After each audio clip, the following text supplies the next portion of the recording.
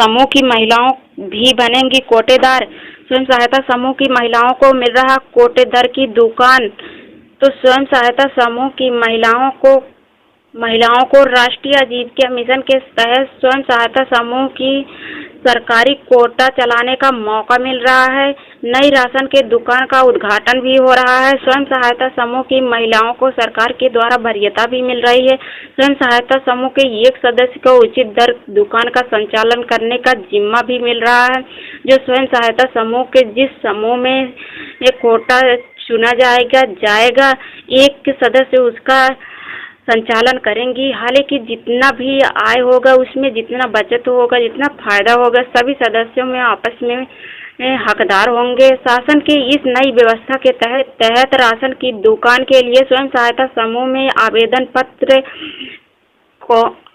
पत्र सही पाए जाएंगे तो आवेदन पत्र की वरीयता दी जाएगी।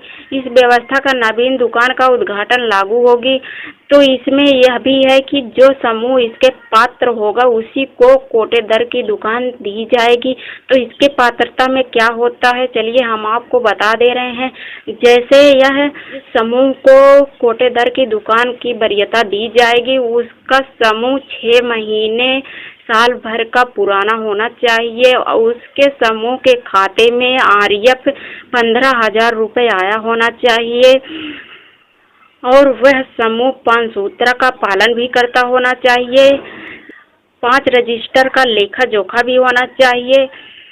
में अगर सही पाया जाता है तो उन्हें कोटे दर की दुकान का सहमति दे दिया जाएगा। स्वयं सहायता समूह की सजीवनी मिलने पे समूह की महिलाओं को माली हालत का खास सुधार होगा।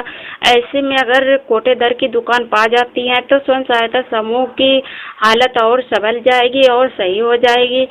यदि 2 या इससे अधिक स्वयं सहायता समूह राशन कोटे के खातिर आवेदन करते हैं तो उसमें पात्रता देखी जाएगी, किसमें लेखा जोखा अच्छा हुआ, किसमें कौन सा समूह सबसे ज्यादा पुराना है, किसमें सदस्य ज्यादा हैं, सभी अच्छाइयाँ देखी जाएगी तो प्राथमिकता दी जाएगी और इसमें आरक्षण भी दिया गया है।